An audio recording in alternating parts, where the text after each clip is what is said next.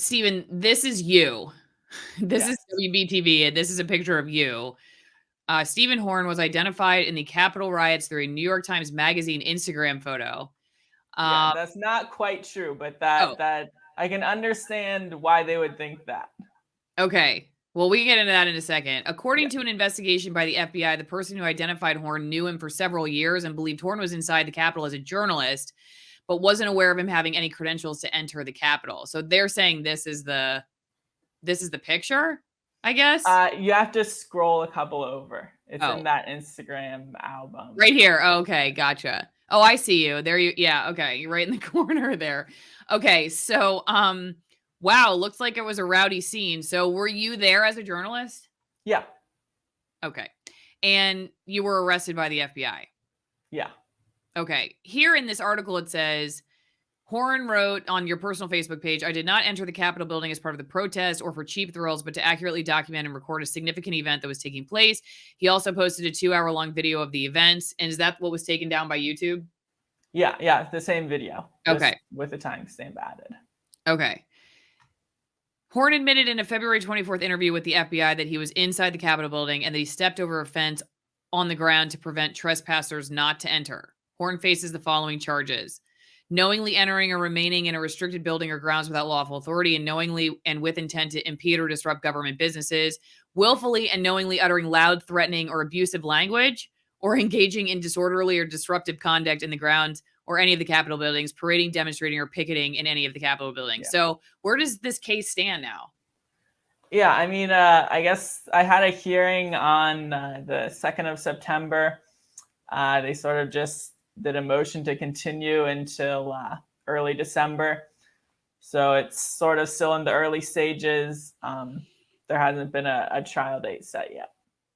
Okay. And so do you have an attorney? How are you? Yes, Okay. I did hire an attorney. All right. Because I haven't heard a ton of, I mean, there have been some people who have been charged in this that are talking, but mostly I hear attorneys talking. So are they concerned at all that you tell tell your story publicly, or do they not care? Yeah, I've discussed it with my attorney, and I think we sort of came to the same conclusion, or he didn't disagree with me too much, that I posted the video. I've always been open about what I was doing there and what I did while I was there, so I don't have any problem talking about it now, because there's no chance that I'm not going to say anything that I haven't already said or that isn't already known. Why did you decide to go there that day? To Washington, D.C.? Yep. Yeah, so I sort of grew up or became an adult in the era of Trump. The first election I voted in was 2016.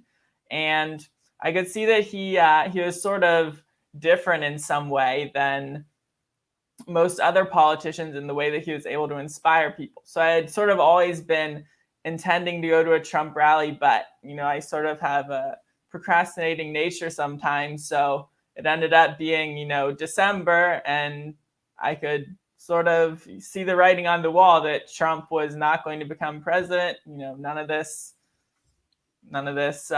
efforts were going to succeed. So when I heard about the rally on January 6th, I was like, well, this is probably my last chance to attend a Trump rally in person and see what it's like. And since I had sort of followed the news with the previous 2 Stop the Steal rallies in DC, I was aware that there had been conflicts between Antifa and Trump supporters and assaults and stuff. So I brought a camera that I had built for covering riots locally near me in Raleigh. Do you feel like it was worth it? I mean, are you glad you went now that you're officially on the FBI's list at such a young age, especially somebody who kind of is dabbling into the world of independent journalism? Was it worth it? I don't know. It would be hard to say. Okay, well, that's a fair answer. So then you upload this video to YouTube, and that's what we're talking about now, is that on top of it, you post that video. You're saying in the role as a journalist, You know, Yeah. I don't know how YouTube would make the determination, say that they were going to do that. Like you're somebody who was just attending or you're a journalist. What I don't Yeah. how they would make that I definition. doubt they're looking at my name when they're choosing to issue a warning on a channel. Mhm. But you're saying that like you attended it not as a supporter or whatever, No. but I mean, just somebody I who wanted to didn't see it. vote. I didn't vote for Trump in 2016 or 2020. I'm not a Trump supporter.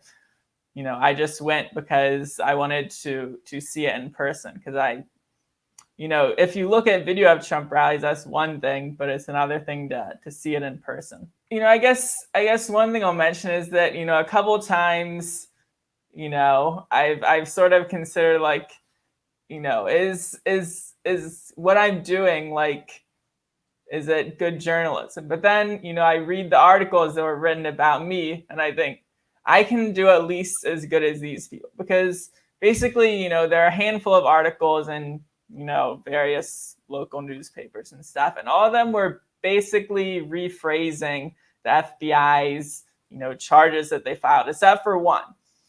None of them contacted me. None of them contacted my attorney. They basically just rewrote the FBI's document. So some of them have errors in them. Like, the caption you read, it said something like, Horn was identified to the FBI based on this photo. But I had actually sent a tip in to the FBI, the next day. So I think it's a little dishonest to state that I was identified because of this photo, because I had already contacted the FBI and just say, hey, let them know I had this video.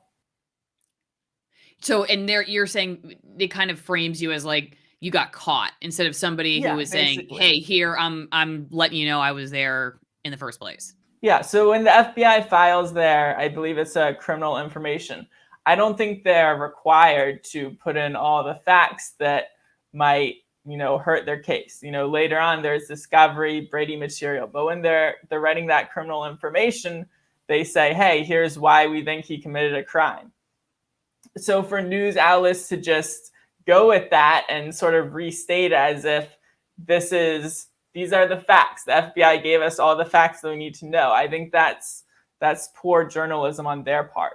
So yeah, you go through all this and then you upload the video to YouTube, and then YouTube's like, sorry. But yeah, so I recorded 2 hours of video. The day after January 6th, I uploaded it to Rumble and I believe Facebook, because I already sort of knew that YouTube was sort of restrictive and not entirely consistent in enforcing its rules. So I didn't upload it to YouTube at that time. So about a week or two ago, I had sort of generated a version of the footage that had just like a timestamp at the top, so you would know what time it is. So I decided, hey, might as well try uploading it to YouTube. I had been uploading YouTube videos for a couple months. Figured, hey, why not? A couple days later, I realized that the timestamp I had put on it was off by a couple minutes. So I uploaded a fixed version. I go delete the old version, and then I look over at my email inbox and I see that I've got a strike or a warning for the video that I've just deleted. But since I deleted it before I saw the email, didn't even have the opportunity to appeal that. So what did they tell you specifically what it was that you were violating? Yeah, it was their election misinformation policy. Okay. And you didn't do anything to the video, you just uploaded it? No, it's just a straight video and I stuck a timestamp on the top. Okay.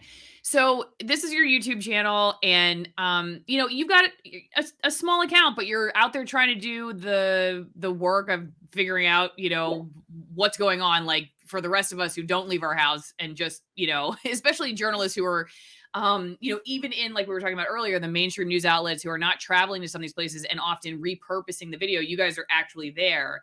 You're uploading it, and then you have this issue where it's like history itself is now considered a community guideline violation, and the problems there. So this is interesting.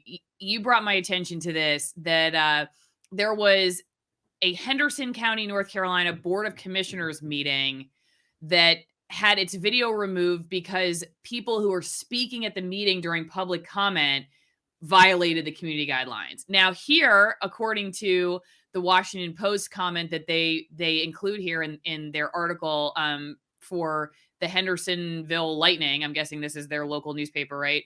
It says the Post reported Saturday that YouTube had revised its policy and would no longer delete videos of public comment at local government and school board meetings. But it sounds like this county commission or county board of commissioners has decided they're going to go somewhere else anyway now for their meetings. It says we have challenged our school board to find other access for computers and laptops for our children other than Google, and to move away from Google Chromebooks as quickly as possibly can, essentially to not have this issue in the future. So I do think, it's really separate kind of an issue, honestly, from the stuff that I do, because you're just like trying to allow people to actually see what's going on.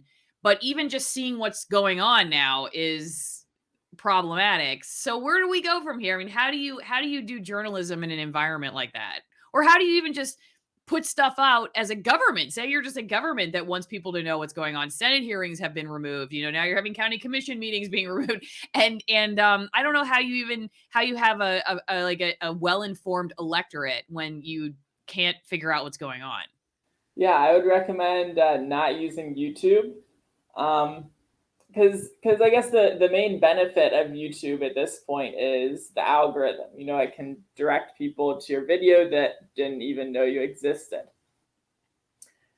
So in that sense, for a county government, probably doesn't have to worry about that as much, because people looking for this specific video from a specific county, they're probably willing to, go to the county website or do a Google search instead of just coming across it on YouTube. So I would recommend, using some of the alternative platforms. I try to post my videos, basically the same video everywhere, Rumble, BitChute, ODYSEE. I post stuff on Twitter. So I would recommend, not putting your eggs in one basket, especially if that basket is YouTube. This is from Reclaim the Net. Writer and actor Ben Stein suspended from YouTube for COVID questions. And if you scroll down here, they're saying that Ben Stein, an economist, writer, and actor, has been suspended from YouTube over health misinformation.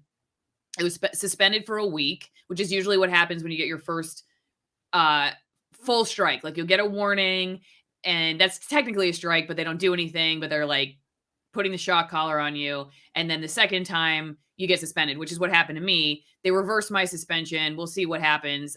In the case of some of the other more high profile ones, it seems like that this is happening more and more. And then that brings me to the question of AI and how many humans are actually making this decision, how much of this is machine learning. But what happens here is they say that in the most recent episode, Stein talked about coronavirus vaccines and questioned their efficacy, considering that fully vaccinated people are still getting sick. However, he said he would get a booster shot if his doctor advised it. And this is the quote: "I got in bed with my wife of some 53 years to watch old DVDs of Perry Mason. The phone rang. It was Judah Friedman to tell me that he had just been notified by YouTube they would not be showing the show we did last night, and further that we were banned from YouTube for a week.